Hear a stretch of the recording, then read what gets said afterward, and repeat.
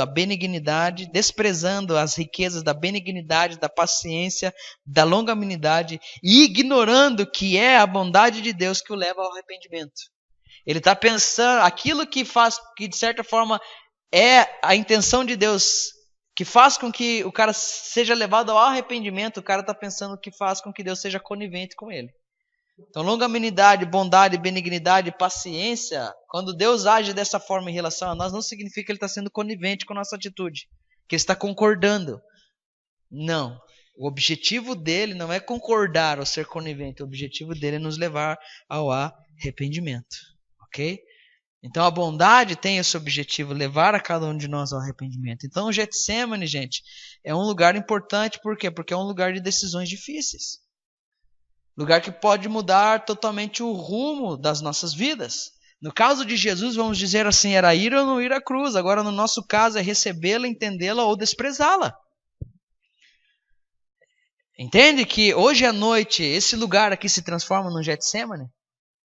E você precisa sair daqui convicto? Você precisa tomar essa decisão? Eu sou arminiano hoje.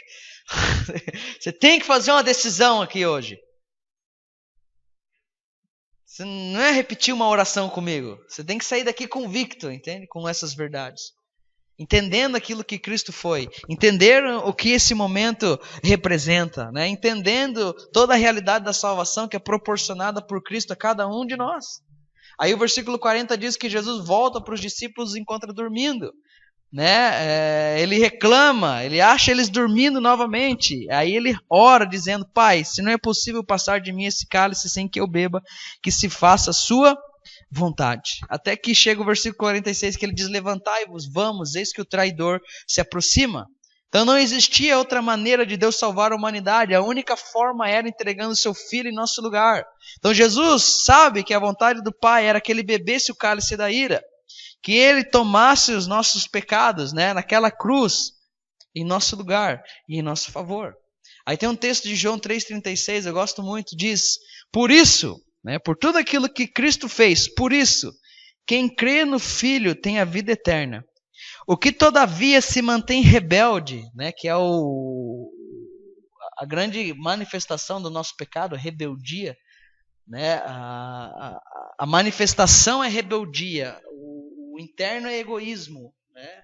O que está dentro e que motiva o pecado é o ego, cada um é atraído por sua própria concupiscência, o egoísmo, seus desejos ardentes, né? Como diziam, as concupiscências, né? No vocabulário dos crentes antigos aí. Agora, a manifestação externa desse pecado é a rebeldia. Né? Então aquele que se mantém rebelde contra o Filho não verá a vida, mas sobre ele permanece a ira de Deus. Então Deus continua sendo um Deus irado contra o pecado, ok? E quando alguém recebe a vida que há em Cristo, se rende aos pés de Cristo, automaticamente essa ira é removida de sobre ele. Por quê? Porque Cristo se torna em sua propiciação. Porque Cristo faz com que ele seja propício, né? Ele se torna no sacrifício perfeito. João diz que nisto consiste o amor. Não em que nós tenhamos amado a Deus, né? Porque isso seria muito fraco, né? Se dependesse do nosso amor a Deus, né? Salvação se perde ou não se perde, né? Aí eu falo, cara, depende.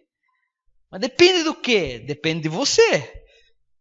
Se a salvação depender de você, claro que você vai perder, filho. Não tenha dúvida disso. Agora, se depender de Deus, meu filho, é impossível você perder.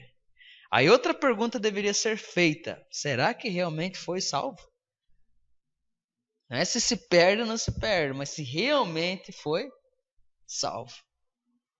Então, são questões aí para trabalharmos. Por quê? Porque nisto consiste o amor. Não em que nós tenhamos amado a Deus. Não é em algo que nós fazemos em relação a Deus.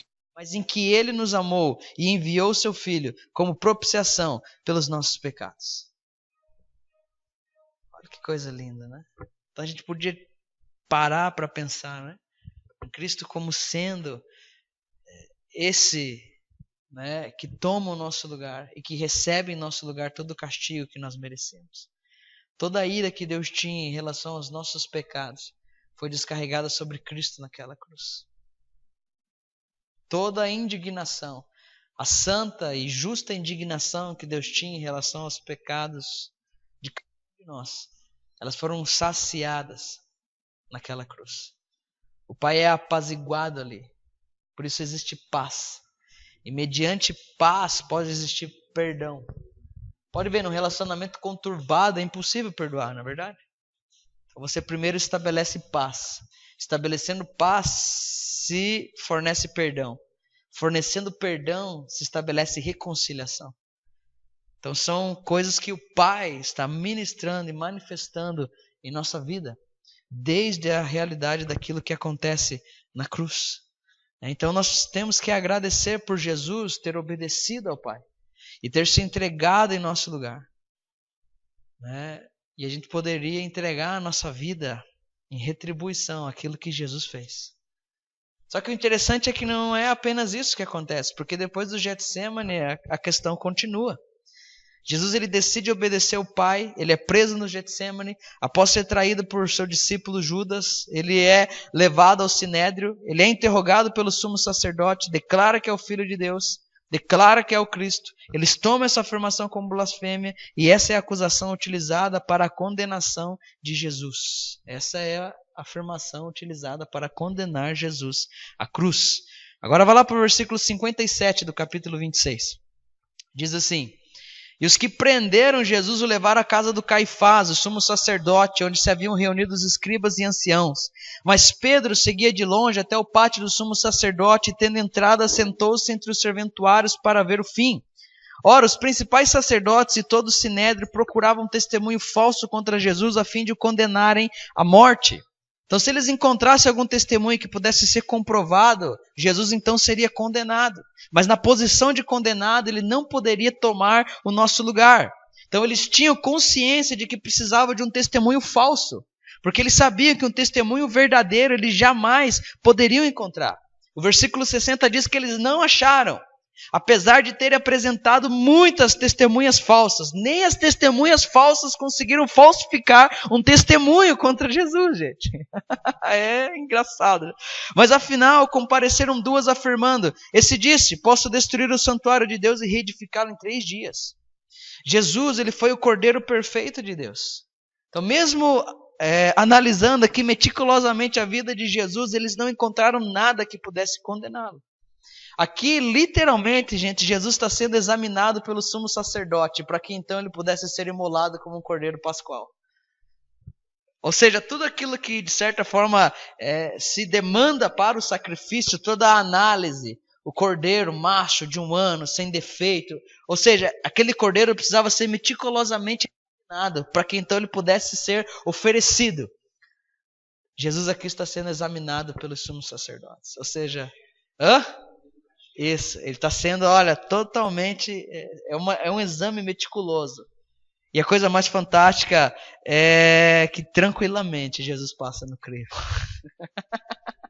O sacerdote não está percebendo que está sendo um instrumento do Pai para analisar o Cristo, para que tudo aquilo que o Pai mesmo determina pudesse então acontecer. Ou seja, todo o modelo de sacrifício instituído, ele representa toda uma realidade para nós, que é Cristo Jesus. E Deus não deixa de cumprir em Cristo Jesus o modelo que foi estabelecido. É muito legal, né, cara? Para mim é fantástico isso aqui. Então, Jesus tranquilamente passa no crivo, não existe nada de impuro nesse cordeiro.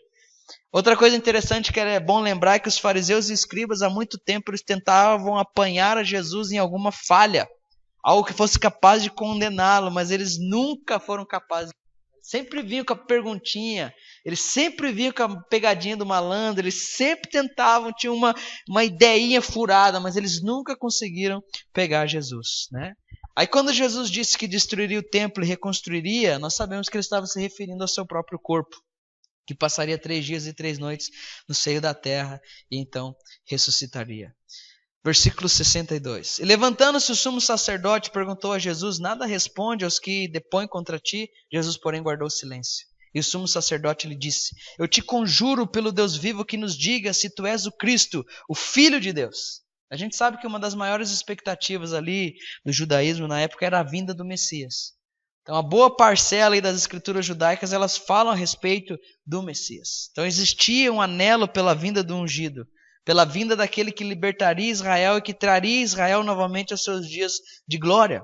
Então, pelo fato deles sempre estarem debaixo do jugo de outras nações, Israel gera uma esperança no Messias que, de certa forma, acaba criando uma barreira para que eles pudessem receber Jesus como o Messias, né? E Jesus, nesse momento, não estava correspondendo com aquilo que, de certa forma, era a expectativa desse povo. Nós sabemos que a primeira vinda de Cristo, ele viria como um servo sofredor, que estabeleceria a justiça, que morreria pelos nossos pecados e prepararia, assim, então, um caminho para Deus. Tá? Então, respondeu-lhe Jesus: tu dissestes.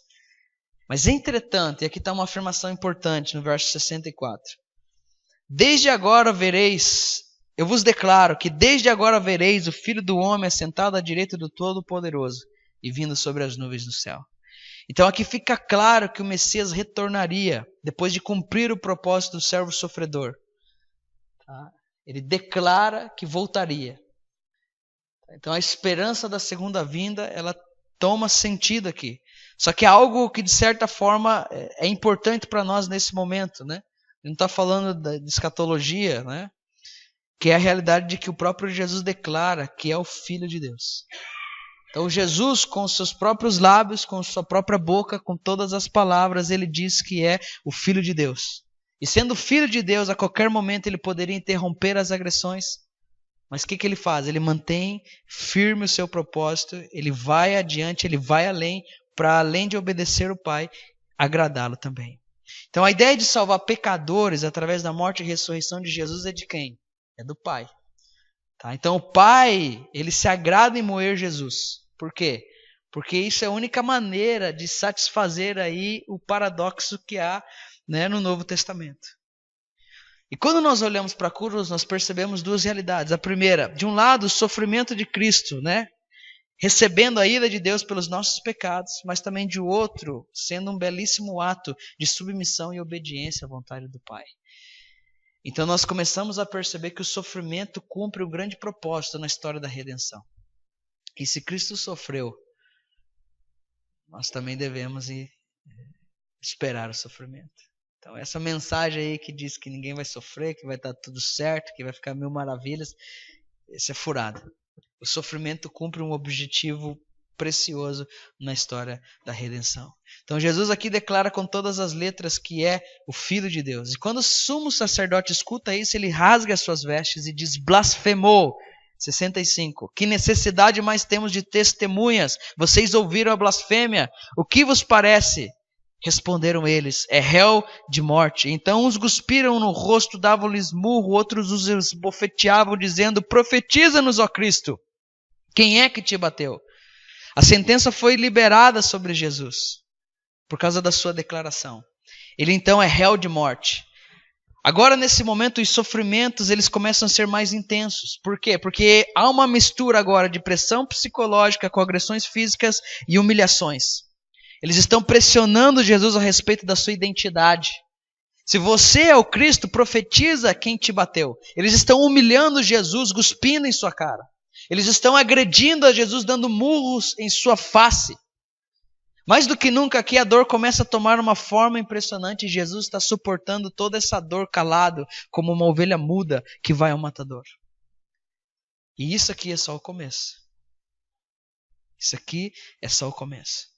Se nós parássemos para pensar no sofrimento de Jesus, se nós parássemos para pensar com mais intensidade, né, na paixão do Cristo, nós veríamos com quão amor Deus o Pai nos amou. E a coisa mais interessante é que, olhando para tudo isso, nós temos que entender que Deus não precisava nos salvar, gente.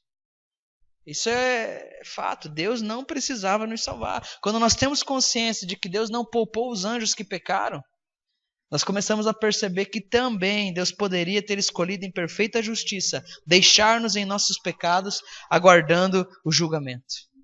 Mas por ser rico em misericórdia, o que ele faz? Ele resolve nos salvar. E a única maneira é entregando o Filho dele por nós.